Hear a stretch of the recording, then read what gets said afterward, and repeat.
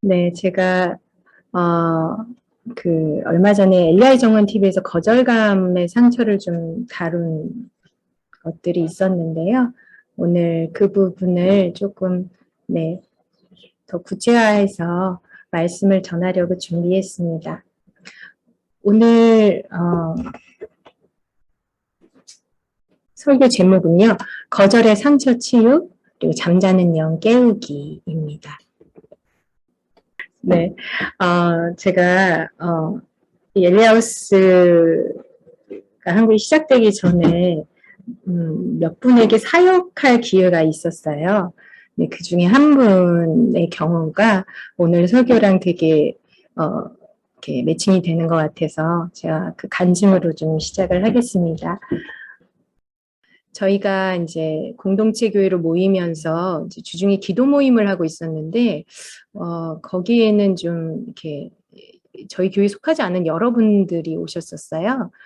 한 집사님이 이제 하나님에 대한 갈급함으로 찾아오시는 분이 계셨는데 되게 신실하신 교회에 헌신되신 분이셨고 어려서부터 신앙생활을 했고 그리고 주일마다 예배 드리고 열심히 봉사하고 또 아이들 너무 사랑하는 그런 분이셨어요. 근데 이분의 그 마음의 어려움이 저희와 모인 지 뭐 1년이 지나도 이렇게 계속 심화된다고 하셔서 제가 좀 상담을 해드리기로 했는데 그분이 이제 고백하기를 본인이 좀 부적절한 관계에 빠져 있다라는 말을 하시더라고요. 교회 안에서. 그래서 그게 죄인 걸 인식은 하는데 자신의 필요를 채우기 위해서는 어쩔 수 없다라고 얘기를 하시더라고요. 그러니까 자신의 행동이 부도덕하긴 하지만 마음에 진정한 그런 가책은 없어 보였어요. 그러면서 이제 계속 질문하시는 게 이런 거예요. 하나님은 결혼 관계에서 충족되지 않은 채로 이 결혼 언약을 지키면서 살아가게 하신 거냐. 자신의 삶을 이럴 수밖에 없는 거냐. 하나님 안에서.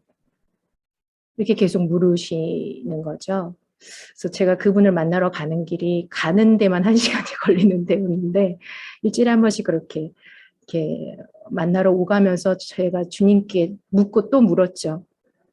이 신실한 집사님에게 도대체 무슨 일이 있는 것인지. 그래서 이제 저희 성령님께 의탁하고 기도할 때 이분에게 하나님이 보여주신 게 있었는데 그게 뭐냐면 어떤 아름다운 보석 상자였어요. 그래서 이게 무엇인 것 같냐고 했더니 자신의 마음인 것 같다고 하시더라고요. 그래서 더 보여주시길 구하면서 이렇게 그걸 열어보게 했는데 그 안에 무엇이 있냐고 물어봤더니 이제 시커먼 돌들이 있다는 거예요. 그래서 이 돌이 자기의 현재 상황 같대요. 자기 자신 같고.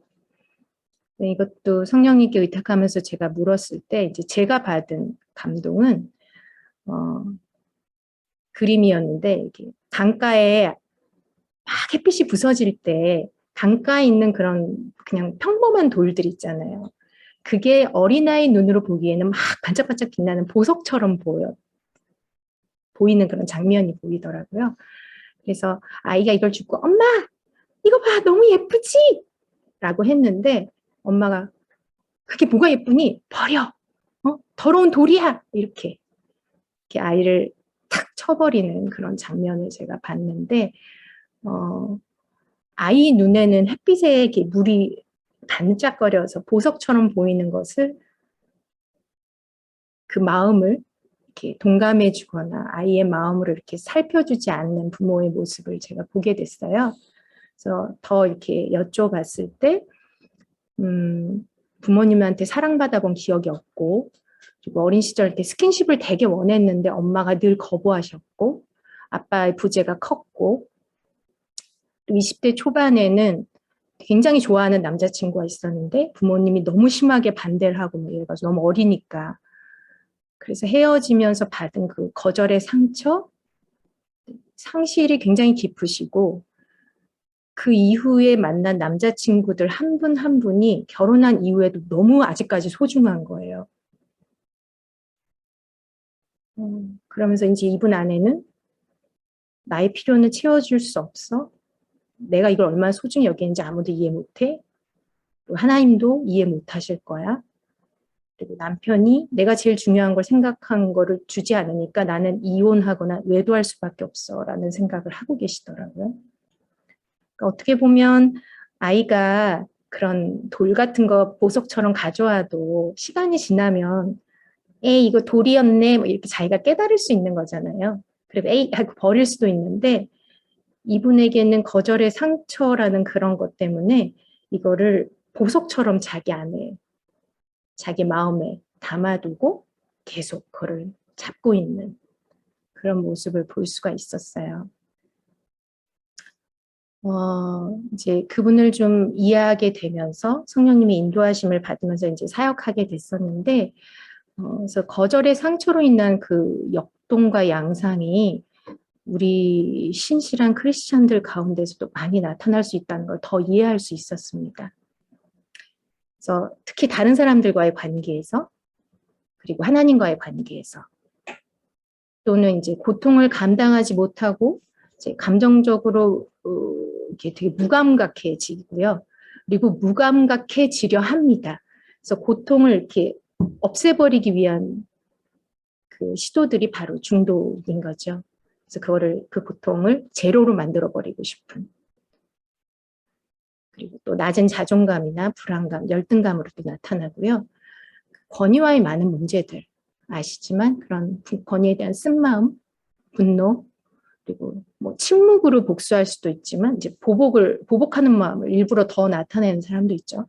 거역이나 그 양쪽을 왔다 갔다 하는 크리스찬이 그런 경우가 많죠.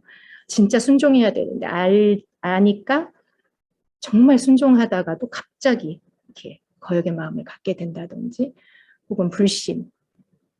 그러니까 대체적으로 이런 정성과요. 내가 거절받았어. 당신들이 나를 거절했으니까 나도 거절할 거야. 이런 정서들을 갖게 됩니다. 다른 사람들과의 관계에서는 거절받았기 때문에 거절받을 걸 기대하고 자신을 굉장히 결함 있는 존재로 보기 때문에 그냥 상대의 평범한 언행도 거절하는 걸로 받을 수 있어요.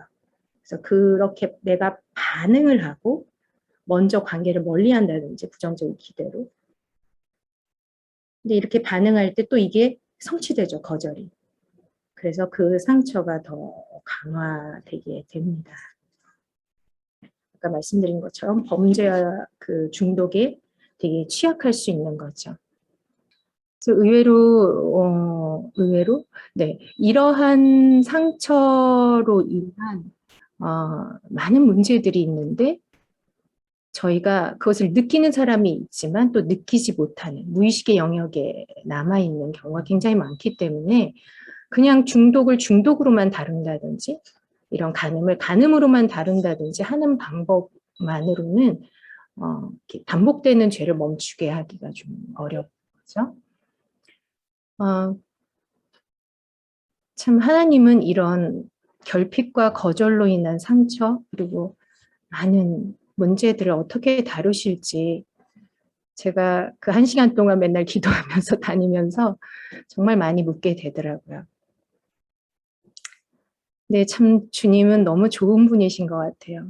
오늘 찬양한 것처럼 상한각대를 꺾지 아니하시고 꺼져가는 등불을 끄지 아니하시는 정말 주님께 어떻게든 해결받고 싶기에 그분도 기도 모임에 나왔겠지만 하나님이 정말 저희는 1년간 몰랐잖아요. 근데도 그분한테 그렇게 기름을 부으시고 때때마다 은혜를 주시고 올 때마다 생수를 마시게 하시더라고요. 제가 가장 참 우리 주님의 그 아버지 마음을 깊이 느끼게 된 그 예화가 목자의 예화인데요. 그 들에서 양들이 이렇게 돌아오면 이 코에 이렇게 진드기가 붙어 있다고 그래요. 근데 이 진드기를 그냥 두면 이렇게 살을 계속 파먹고 얘네들이 결국에는 죽음에 이른다고 합니다. 양들이. 제가 아이들을 키울 때도 그렇지만 이런 상처받은 사람들 이렇게 만날 때 어떻게 하겠어요? 이렇게 중독도 떼내고 간음도 떼내고 있어봐 요것만 떼내고 이렇게 제가 정말 그 진드기를 하나하나 떼내려고 한다면 호의 진드기가 주는 상처보다 더 심한 상처가 입힐 수 있는 거죠. 그래서 지혜로운 목자는 이 양에게 기름을 부어준다고 합니다.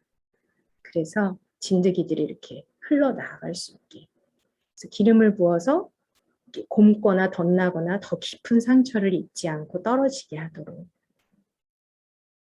그러니까 우리 교회 안에 있는 많은 성도들이 매번 같은 죄에 걸려 넘어진 이유는 여러 가지지만 그중 하나는 아직도 그 마음에 치유받지 않은 상처가 있기 때문이고 이 상처에는 정말 아버지의 그 사랑의 기름 부음이 정말 필요합니다.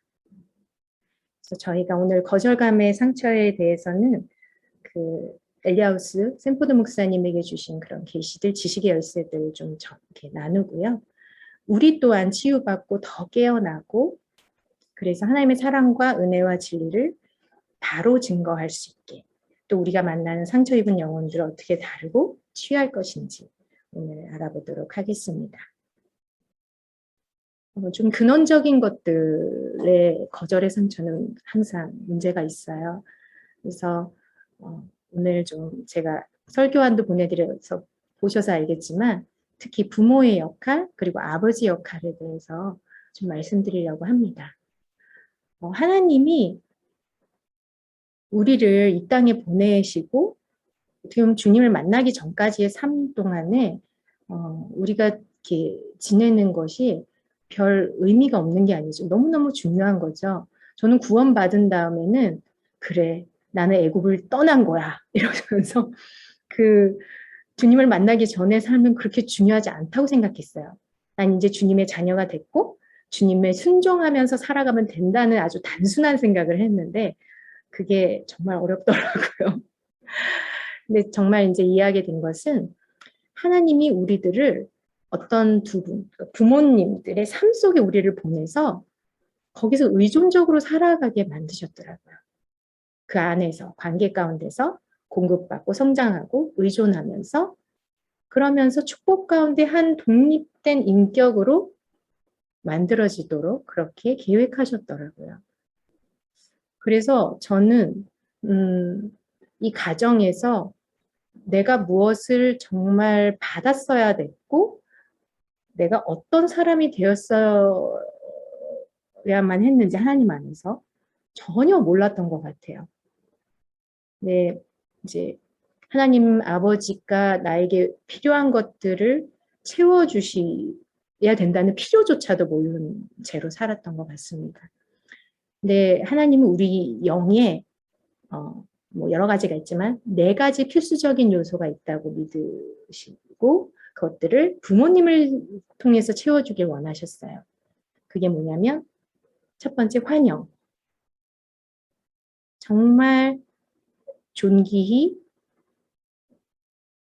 이 어린아이 한 명을 생각하고 환영하는. 그리고 두 번째는 무조건적인 수용. 어떤 조건 없이 그냥 받아지는 거죠. 불쌍히 여김을 받고 그리고 무조건적인 사랑 그리고 내가 얼마나 가치 있는지 그런 가치 확신 그 필요를 다 채워주기 원하십니다. 그래서 그 필요가 채워져야 우리가 온전하게 성장하고 성숙할 수 있습니다.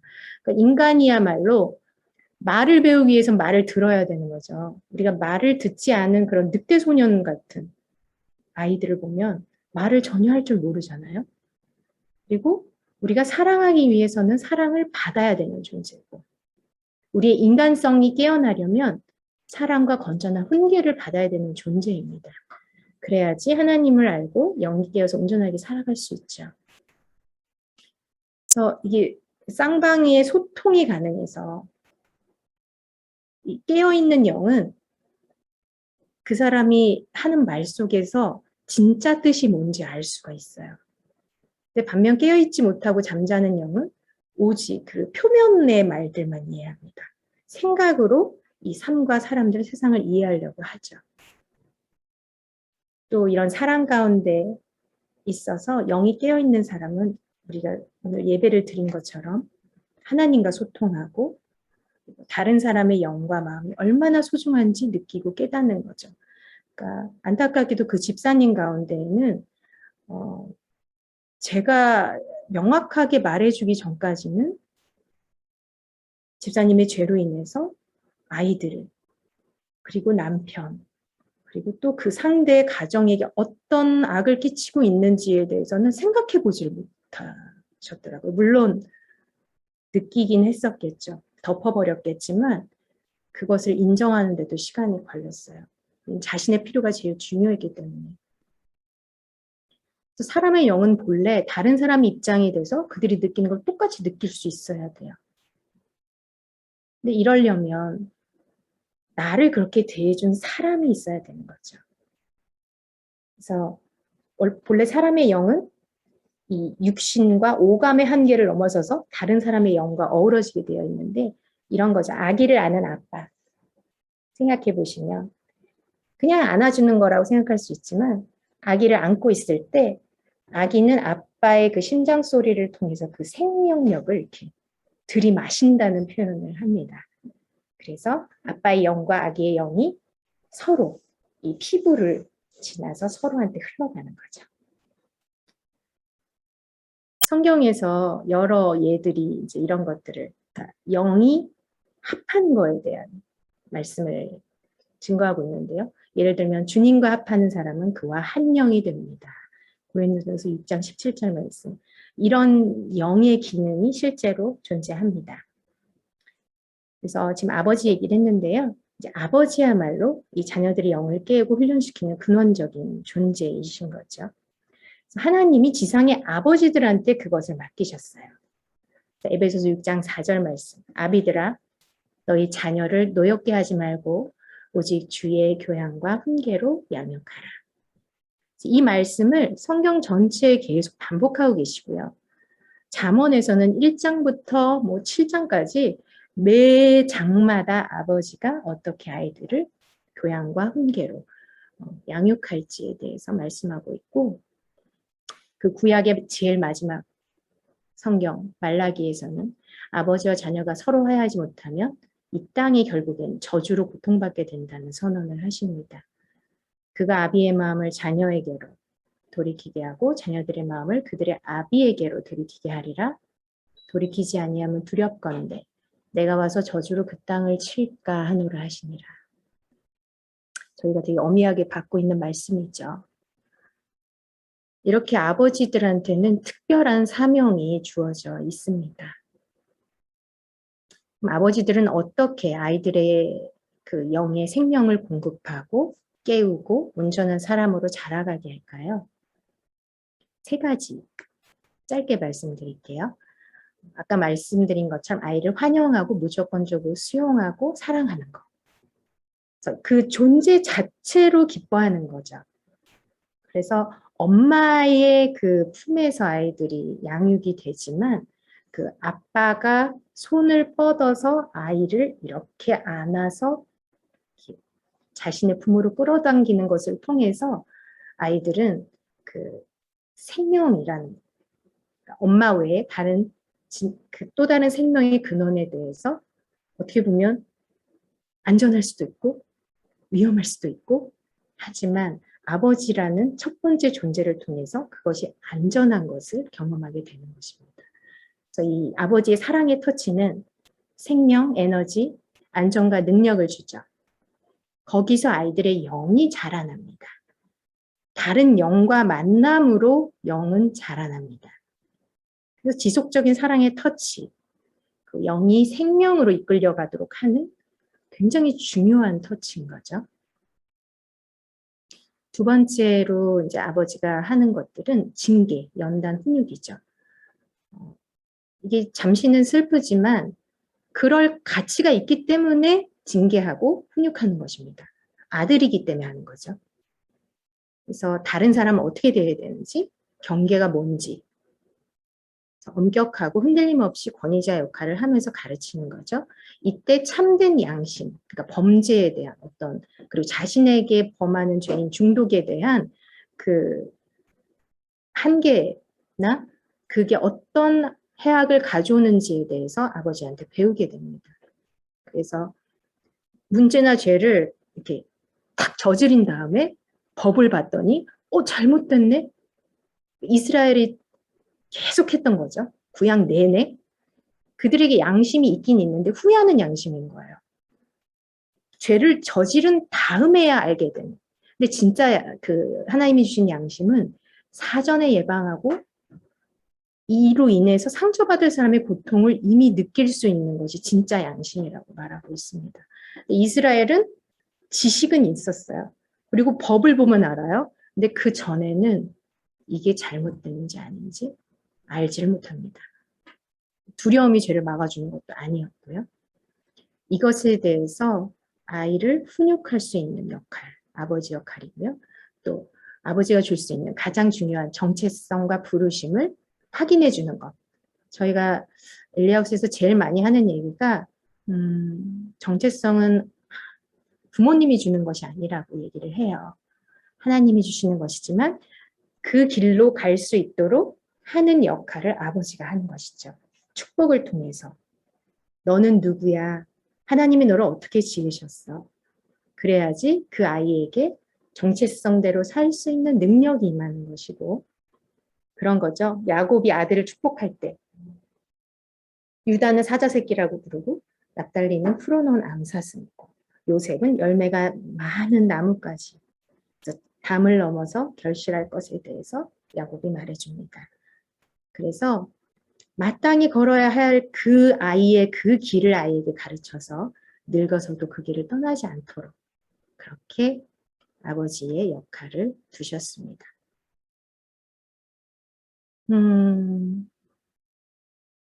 엄마랑 완전히 다른 또 중요한 역할인 거죠. 그래서 아버지는 용기와 통찰을 가지고 자녀의 영을 일깨우고 엄마는 그 과정 가운데 조화와 지지, 격려로 동참하는 그런 사람인 것입니다. 근데 오늘의 현실은 어떤가요?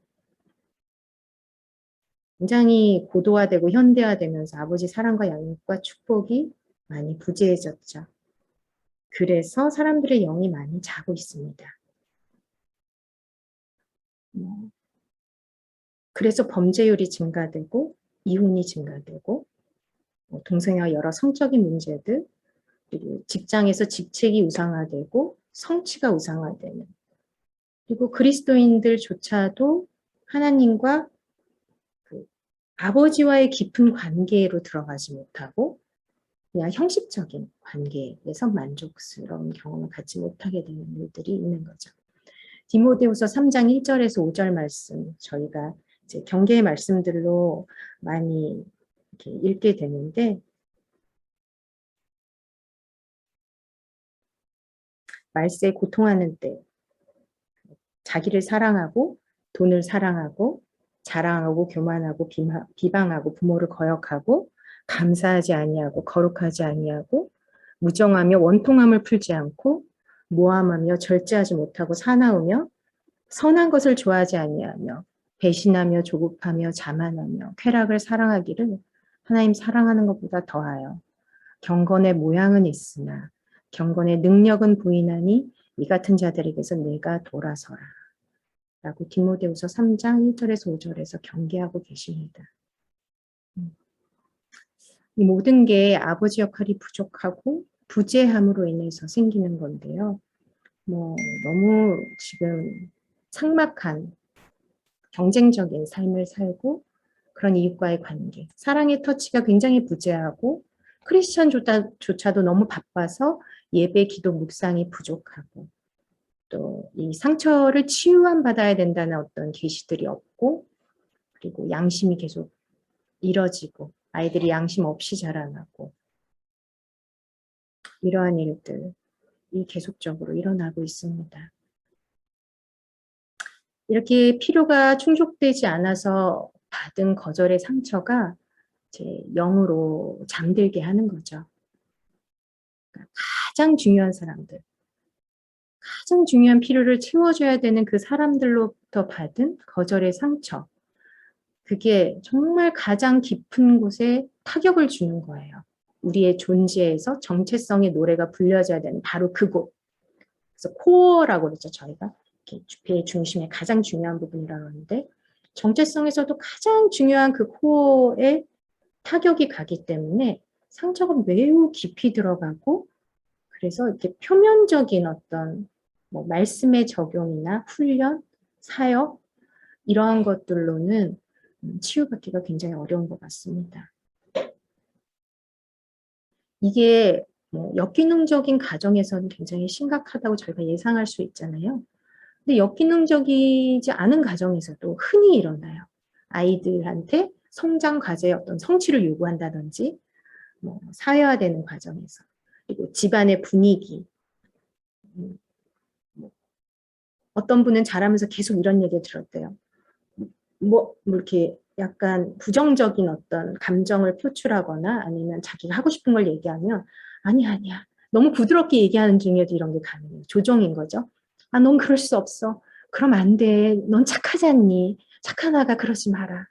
절대 안 돼. 이렇게 조종한다든지 아니면 우리 집안에서 이런 건 허용할 수 없어. 라는 어떤 그 나의 그냥 부정적이더라도 감정이나 생각하는 것, 성향 등을 인정받지 못하는 데서도 우리의 마음과 영을 상할 수 있고 거절의 상처 안에서 우리의 영이 잠들 수 있습니다. 계속적인 성취를 요구받거나 이 적절한 필요가 채워지지 않은 채로 있을 때 우리의 영은 거절감 안에서 잠들게 되고 계속 상한 채로 있게 되고 잘못된 정체성을 형성할 수 있죠.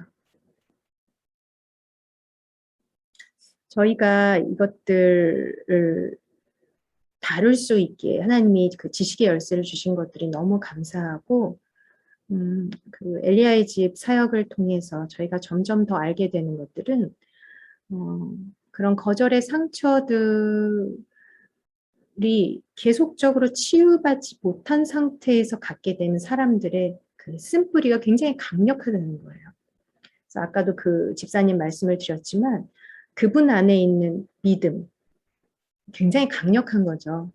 우리가 뭐 믿음이 없사온 이런 얘기를 하지만 그분은 다른 믿음, 부정적인 어떤 기대와 믿음이 굉장히 강력하신 거예요. 난 체험받을 수 없어? 엄마 아빠도 관심 없었으니까 하나님도 나의 이런 거에 관심 없어. 라고 생각하는 것이죠.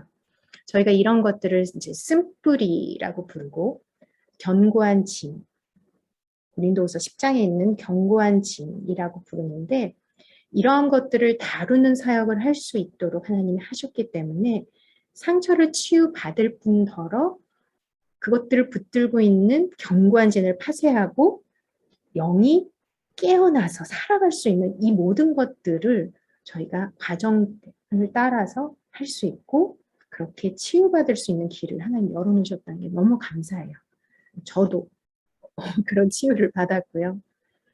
그래서 아직 샘플이나 견고한 진에 대해서 익숙하지 않으신 분들도 있을 텐데 이것들에 대해서 조금 더 이렇게 다뤄보려고 합니다. 특히 그 거절의 상처를 안고 있는 분들은 강력한 4가지 근본적인 거짓말이 있어요. 저희가 이 쓴뿌리 중에 근본적인 거짓말이라는 것은 세상과 하나님과 나 자신에 대한 비진리, 옳지 않는 그러나 내가 강력하게 의식적이든 무의식적이든 믿고 있는 것들을 쓴뿌리라고 불러요. 근데 첫 번째 뭐냐면 나는 환영받아야 된다 그랬잖아요. 근데 나는 환영받지 못해. 라는 것이 거짓말로 자리 잡고 있다면 이런 양상이 있을 수 있어요.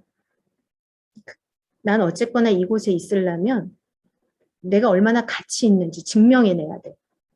난 열심히 할 거야. 라든지 환영받지 못한다는 거짓말을 기반으로 갖게 되는 여러 강력한 것들이에요. 그래서 환영하지 않을 거야라는 부정적인 기대 때문에 새로운 모임에 가지 못한다든지 사람들에 대해서 지속적으로 그런 눈으로 보기 때문에 이제 상처를 계속 받게 되죠. 그리고 나는 받아들여지지 않을 거야 라는 거짓말. 그러니까 내가 고칠 수 없을 만큼 망가져 있어. 이미 나는 굉장히 부족하고 아무리 노력해도 충분치가 않아. 애써봐도 그런 일은 잘 일어나지 않지만 그래도 애쓰겠어. 뭐 이런. 나이 깊은 곳부터 나는 이미 알고 있어. 나는 고쳐줄 수가 없어. 난 이대로 살아가야 돼. 라는 거짓말. 그리고 나는 가치가 없어. 하나님이 나한테 주신 좋은 것들, 뭐 은사, 재능, 능력이 있었는데 사람들한테 별 가치도 없고 인정받지도 않을 거야. 그리고 나는 이렇게 버려진 채로 혹은 훈육을 받지 못한 걸 보니 나는 별 가치가 없는 인간임이 분명해. 그러니까 나는 열심히 해서 다른 사람을 위해서 사랑을 받든지 이래서 사랑을 받든지 카멜레온처럼 살아가야 돼. 이런 많은 양상들을 보이게 되죠.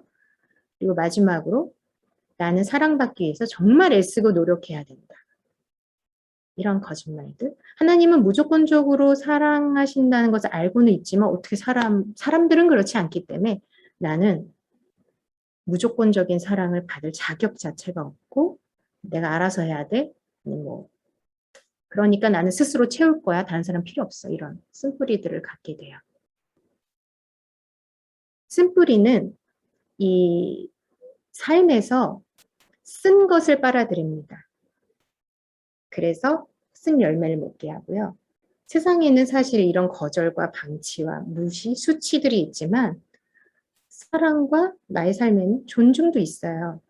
근데 쓴뿌리는 쓴 것만 빨아들이기 때문에 이런 좋은 것들이 내 삶에 양분이 되지 못해요. 쓴뿌리가 있으면.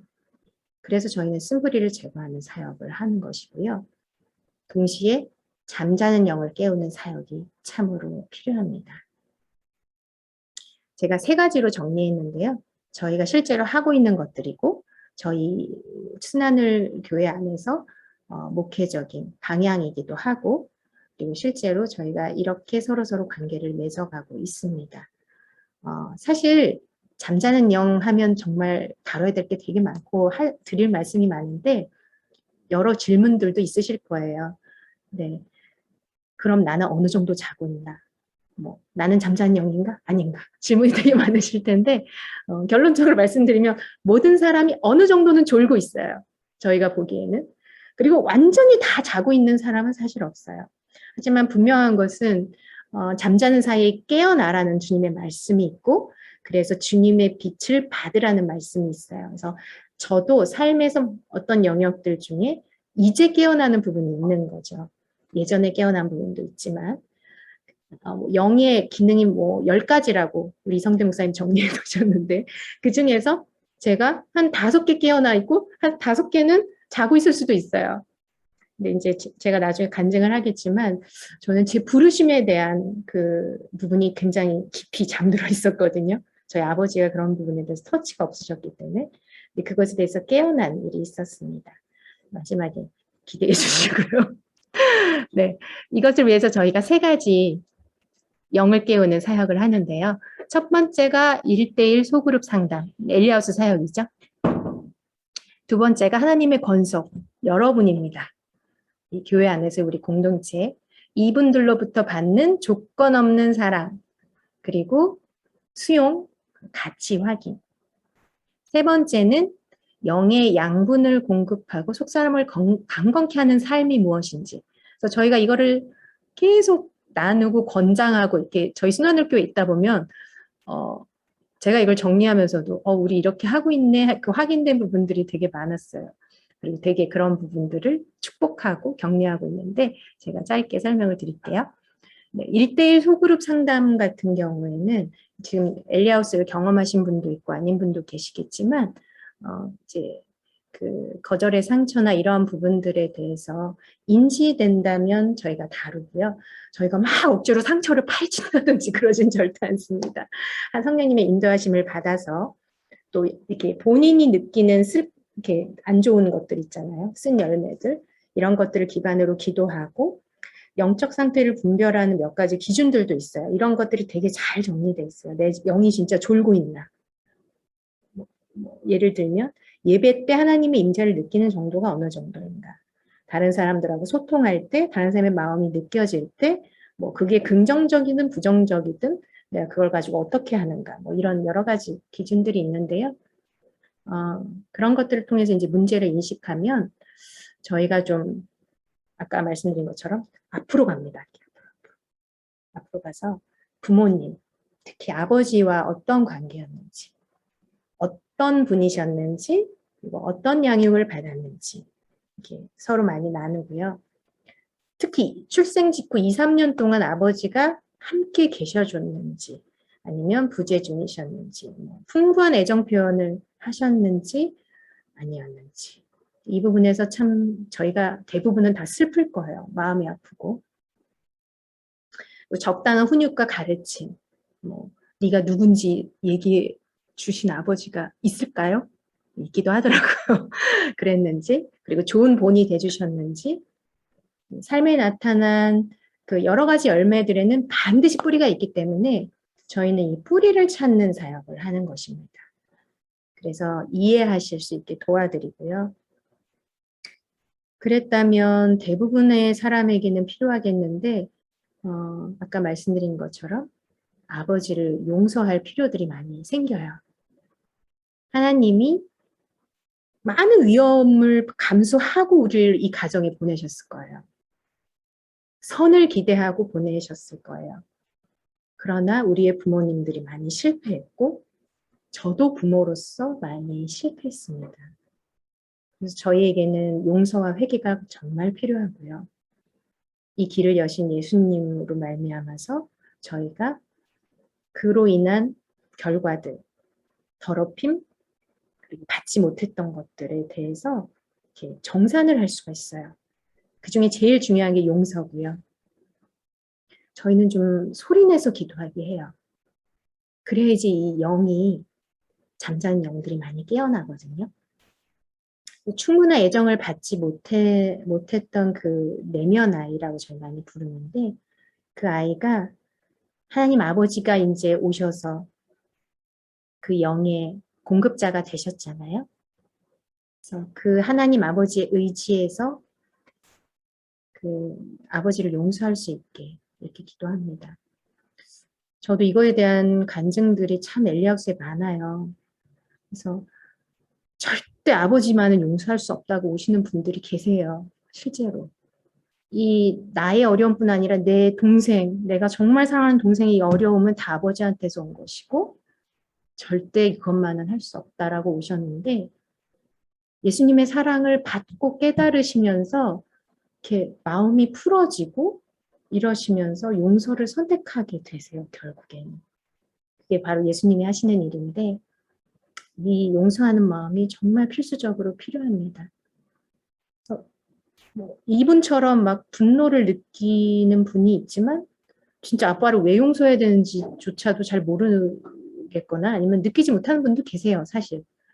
그럴지라도 그 영이 잠들어 있고 아파하고 있다면 그런 계시를 받아서 저희가 이렇게 용서하게 인도를 해요. 정말 단순하게. 엄마, 아빠, 저를 충분히 안아주지 않고 사랑한다고 말해주지 않은 거에 대해서 두 분을 용서합니다.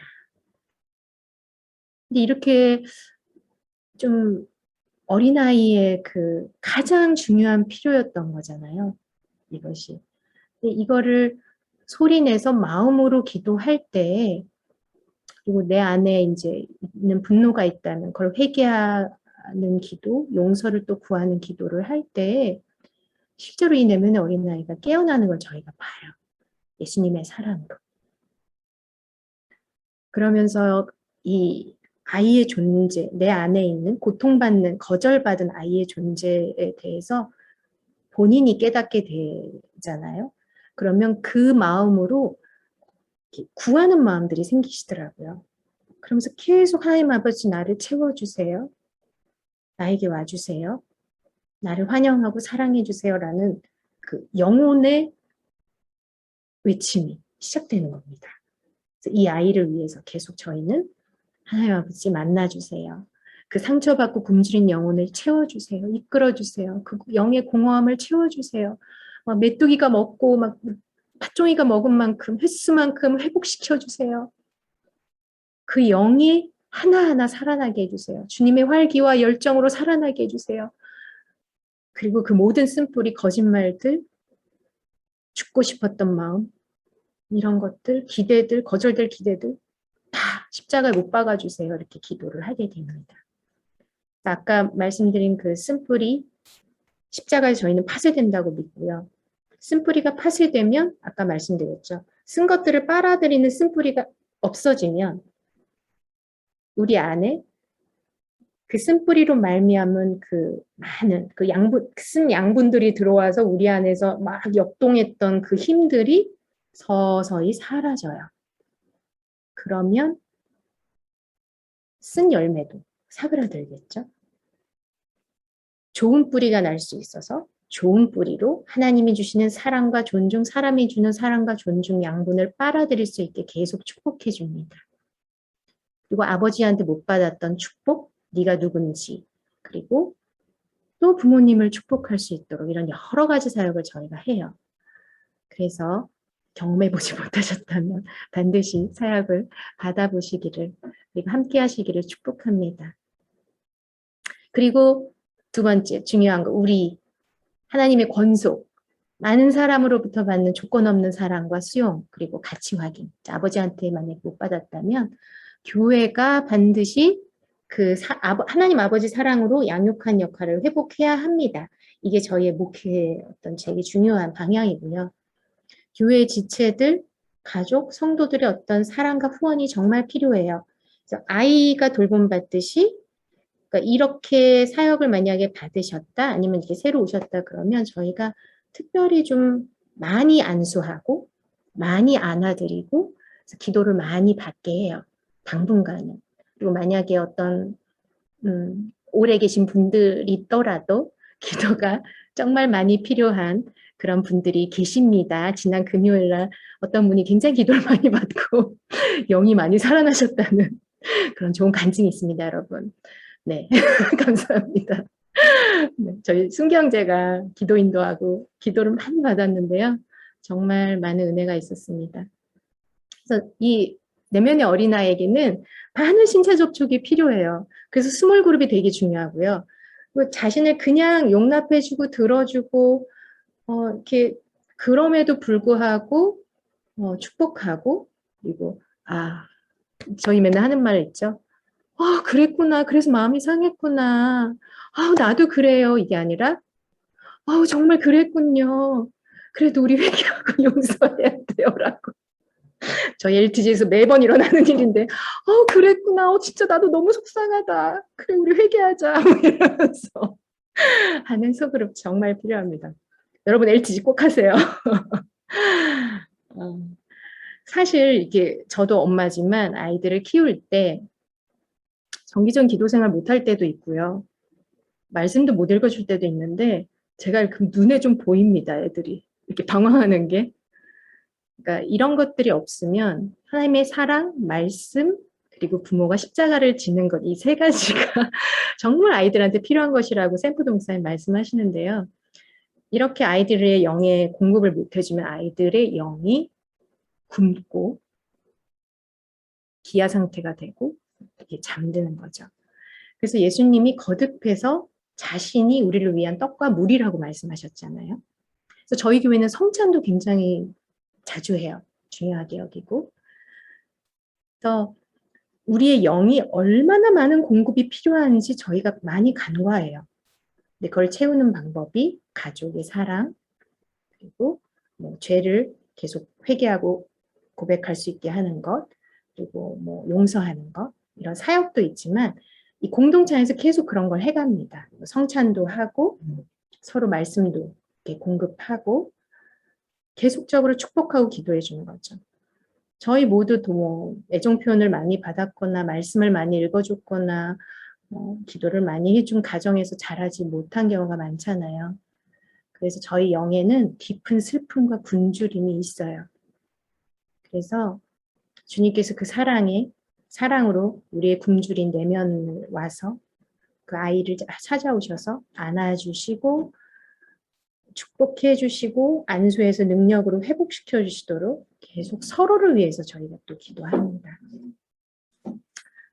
3번 영의 양분을 공급해 속사람을 강건케 하는 삶이라고 제가 말씀을 드렸는데요. 이게 바로 이제 저희 교회 안에 있는 많은 문화들이죠. 하나님과의 관계에서는 예배, 개인 예배, 공예배, 성찬, 기도, 중보 기도로 은혜를 계속 받으면서 기름 부음 안에 거하는 거 굉장히 중요하고요. 그리고 일과 도중에 그냥 계속 짧게 기도하는 거죠. 뭐 고백적인 기도든 대화적인 기도, 간단하게 도움을 구하고 주님 감사합니다. 찬양하는 기도, 쉬지 않고 기도하는 법을 저희가 익히라고 많이 보면을 받고요. 뭐 저희 찬양 많이 듣죠. 복음성가나 뭐 클래식도 좋고, 그래서 저희의 온 존재가 하나님의 임재 안에 완전히 적셔지는 그런 시간들, 따로 뗀 시간들을 가지시도록 많이 권면을 드려요. 그러면서 그 속힌 기도 저희도 많이 권하고 있죠. 그리고 말씀 같은 경우에는 뭐 LTG에서 함께 읽으면 정말 좋고요. 그리고 정독하고 묵상하고 그리고 좋은 서적, 위인, 신앙의 위인이나 아니면 좋은 간증들, 그리고 저희가 권면하는 것 중에 하나님을 또 깊이 만나는 게 뭐 해변이나 조용한 산 속에 가서 이렇게 정말 하나님이 지으신 만유 속에서 우리를 터치하시도록 이렇게 또 그곳에서 하나님 만나고, 또 우리에게 꿈과 예언과 환상을 주시니까 반복적인 꿈을 꾼다면 계속 이렇게 필기도구를 준비했다가 낀 순간 막 이렇게 적는다든지, 그래서 하나님이 뭐라고 하시는지 계속 그 음성을 들을 수 있게 하고, 그리고 내가 더 창조적인 사람, 개척적인 사람이 되도록 영감을 많이 주시고 새로운 눈을 주시도록 계속 기도를 하고 또 그 아이디어를 나누는 거죠. 또 대인관계에서는 저희가 이제 우리 이민경 목사님만 계시면 이제 늘 가능한데 즐거운 웃음, 즐거운 식사, 네, 그리고 부모님들이 자녀들을 침대 머리맡에서 성경 말씀 읽어주는 거. 그러니까 성령님이 그 읽는 목소리를 통해서 아이들에게 그 영에게 공급을 주시고 들어가신다고 저는 믿어요. 그래서 이렇게 저희가 또 만나면 서로 터치할 때 또 성령께서 그 사람에게 들어가신다고 믿고요. 이런 피부의 접촉, 건강하고 정상적인 방법으로 저희가 서로한테 애정을 표현할 때 우리의 영이 굉장히 강건해집니다. 그럼 부부는 어떻겠어요? 네, 부부는 더 그렇겠죠. 그래서 부부간에 영광스럽고 거룩한 어떤 성적인 관계, 그리고 그걸 위해서 우리가 어떻게 또 변화해야 될지에 대해서도 원하시면 상담을 해드리겠습니다. 그리고 중요한 건데요. 뭐 만약에 주님을 알기 전에 우리 뭐 진토였고 지금도 진토니까 결혼 전 혼인 기간 중에 뭐 혼외 관계를 가진 적이 있다면 되게 중요한 건데요. 이런 솔타이가 아직 있을 수 있어요. 그래서 이런 것들 사역을 받으시도록 요청하시면 좋겠습니다. 그래서 오직 자신을 배우자한테만 줄 수 있도록 이런 대인관계뿐 아니라 자기 훈련하도록 내 영을 깨워주시고 죽음이나 졸음이 아니라 내가 생명을 매일 선택하도록. 저희 부부도 이런 기도를 매일 한 적이 있었어요. 주님 일어나서 오늘도 제가 생명을 선택합니다. 주님 어서 오시옵소서. 이런 기도를 매일 했어야 되는 때가 있었습니다. 지금도 하면 너무 좋겠는데요. 그리고 자기 현재 모습 그대로 받아들이지 못하는 지체가 있다면 회개할 수 있게 도와주시고요.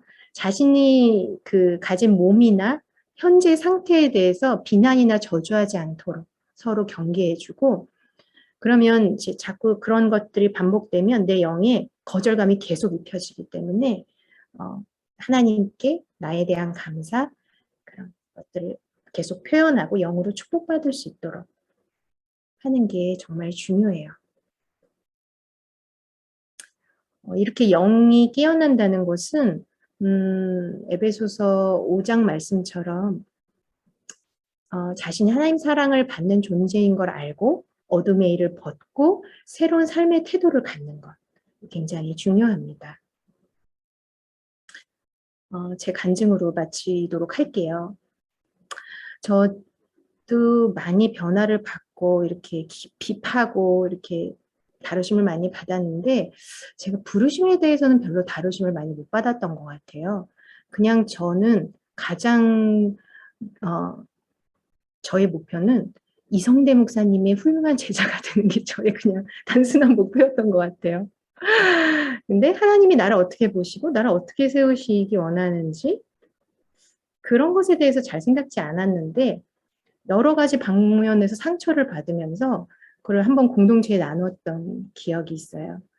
근데 그때 부정적인 기대가 있었는지 반응이 별로 안 좋더라고요. 그래서 또 거절의 상처를 제가 또 받게 됐었어요. 그래서 뭐 그게 뭐가 중요하냐, 지위라는 게 뭐가 중요하냐 이런 얘기를 들으면서 제가 되게 수치심을 많이 느끼면서 내가 욕심을 내고 있나? 내가 너무 육신적인가? 근데 제 안에 판단이 되게 많았어요. 그렇게 자신의 부르심이나 어떤 그 직분이나 이런 것들을 위해 기도하는 것 자체가 되게 육신적이라는 판단이 제 안에 있었던 거죠. 그러니까 제 스스로에게도 그런 판단이 계속 되어져서 하나님한테 여쭸어요. 주님, 제가 이렇게 이런 것을 구하는 걸 원치 않으시나요? 제가 구하지 말았어야 될까요? 라고 구했는데 그날 아침 저희 집에 배달된 영자 신문이 하나 있었는데 이런 간증들 많지만 저도 이렇게 딱 봤는데 그 문구가 되게 눈에 들어오더라고요. 어떤 미국에 진출한 아주 젊은 파티시의 얘기였는데 You can have your cake and eat it too 라는 뜻이었어요. 근데 그 말을 보는 순간 하나님 말씀하시나? 라는 생각이 들었어요. 그래서 나도 내 케이크 있고 나도 먹을 수 있다고? 그 생각이 드는 순간 그럼 내 포션도 있다고? 하나님 나라에 내 포션도 있어? 라는 질문을 제가 하더라고요. 그 순간 이제 이사야 61장 7절 말씀 너희가 수치 대신에 보상을 배나었고 능욕 대신에 몫으로 말미암아 즐거워할 것이라. 그 몫이 포션이잖아요. 그래서 그들의 땅에서 갑절이나 얻고 영원한 기쁨이 있으리라라는 말씀이 이렇게 떠오르더라고요. 근데 이 말씀이 제 마음을 비추는데 제 안 깊은 곳에 어떤 외침이 살아나는 거예요. 이게 뭐냐면 하나님 나에게도 포션이 있어요? 하나님 저를 통해서도 주님의 영광을 나타내고 싶으신가요? 주님 그렇다면 나타내 주세요. 저도 하나님의 영광을 나타내는 자가 되기 원합니다라는 그 외침이 확 일어나는데 하나님 나한테도 영광의 형상이 있잖아요. 막 이렇게 제가 얘기하고 있는 거예요. 근데 그전에는 저희 부르심에 대해서 그런 식으로 접근해 본 적이 한 번도 없었어요. 그냥 제가 사역하기 위해서 좀 더 이 문화 안에서 어떤 자리를 차지해야 될까 뭐 이런 생각 정도는 해봤어도 내 안에 하나님 나는 부르심의 자리로 가고 싶어요 라는 외침이 있다는 걸 저는 알지 못했거든요. 근데 그게 깨어나는 순간이었던 것 같아요. 그러니까 저는 제가 중용과 절제를 요구받는다고 생각을 했고 이 공동체를 위해서 내 지위와 어떤 위치에 대해서 받아들이고 희생하는 것이 익숙했지 제 부르심의 자리로 하나님 아버지가 인도하시고 제 안에서 하나님의 영광을 드러내는 자로 살고 싶다는 그런 외침이 있다는 것을 이제 그때 처음 알았고 그 이후로도 계속 그것을 기도하게 되더라고요. 그러면서 저희 아버지한테 찾아가서 아빠는 나에 대한 꿈이 뭐였어요? 뭐 이런 거 자꾸 물어보고 아빠가 얘기를 해주시더라고요. 그리고 그것들이 이루어지지 못한 아빠가 선택한 어리석은 선택들, 어리석은 생각들에 대해서 얘기하시면서 저한테 사과를 하시더라고요. 그래서 내가 널 이렇게 이끌었어야 됐는데 라고 이렇게 얘기하시는데 제가 되게 많은 치유를 받았습니다. 하나님 아버지가 가지고 계신 계획과 나를 어떻게 보시는지에 대한 믿음이 제가 없었던 거죠. 저희 그 부분에 대해서 저희 아버지처럼 무관심하다고 생각을 했던 것 같아요.